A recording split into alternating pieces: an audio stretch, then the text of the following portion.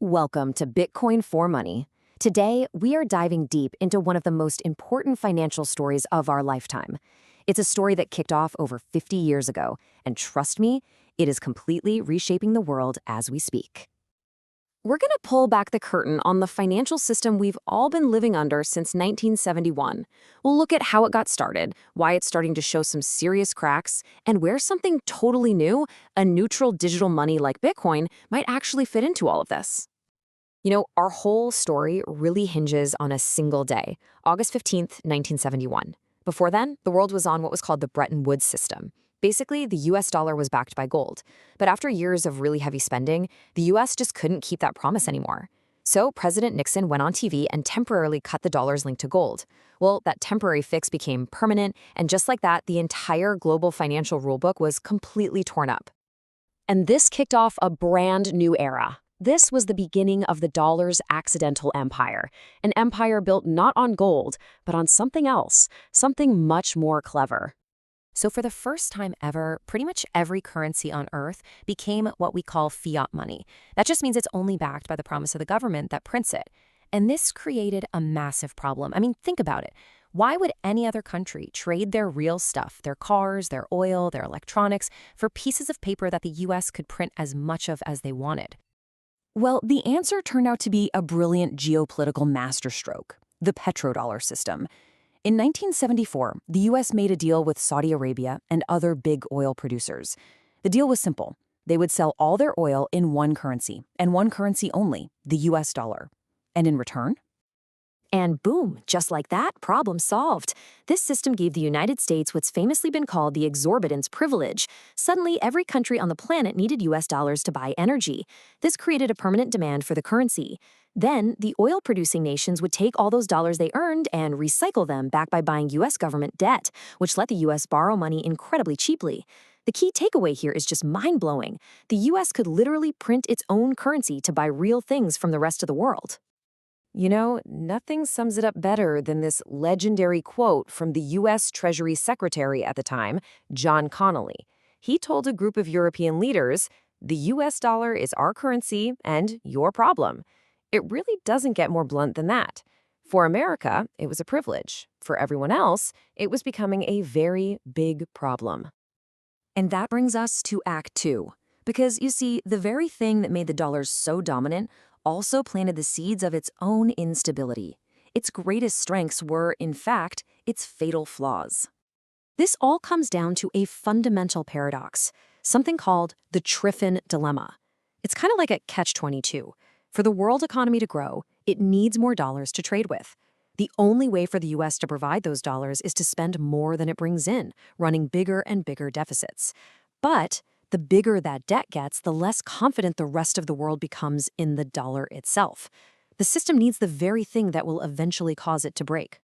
And you don't have to take my word for it. Just look at this. This chart of U.S. public debt going completely vertical, that's not just a domestic issue. That right there is the Triffin dilemma in the wild. It's the bill for being the world's money printer, and it just keeps getting bigger. Then, the problem got a whole lot more real. The U.S. began to realize that because it controlled the plumbing of the world's financial system, it could use the dollar as a weapon. It could enforce sanctions and, as we saw with Russia in 2022, cut entire nations off from the SWIFT international payments network. Doing that is like kicking a country out of the global economic club overnight. And that single move sent a shockwave through every central bank on Earth. It forced them all to ask this terrifying question, which Doomberg puts perfectly here. If your reserves can be frozen or just erased overnight, are they even really your reserves? Or are you just holding them at the pleasure of another government? So that realization has kicked off a global scramble. It's Act 3 of our story. Nations are desperately searching for an exit ramp off the dollar highway, and it looks like they're trying two main strategies. So what do? Well, path number one is you try to build something completely new. That's what the BRICS nations, Brazil, Russia, India, China, and South Africa, are trying to do. Path number two is you go back to an old friend.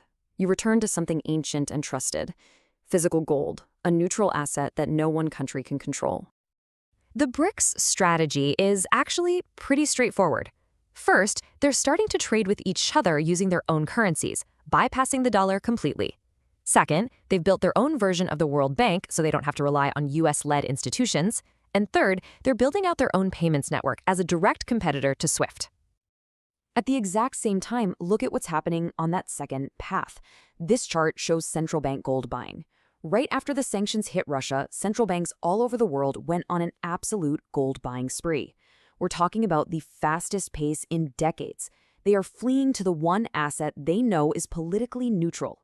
So let's recap. We've got one group of powerful nations trying to build a new alternative system.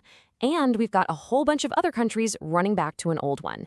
This brings us to the final act, and maybe, just maybe, a third path. But you gotta wonder, right? Is there another way?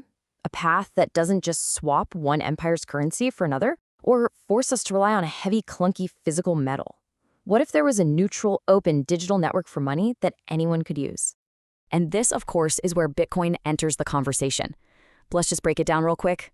Fiat currency like the dollar is limitless and controlled by one country.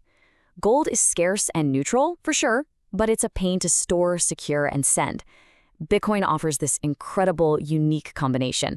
It gives you the absolute mathematical scarcity of gold, but with the portability of sending an email. And most importantly, it's a fundamentally neutral, apolitical network protocol that no single group can ever control. And look, this isn't some crazy, far-out idea. A lot of smart analysts are now saying that the most likely future is a more decentralized, multipolar world.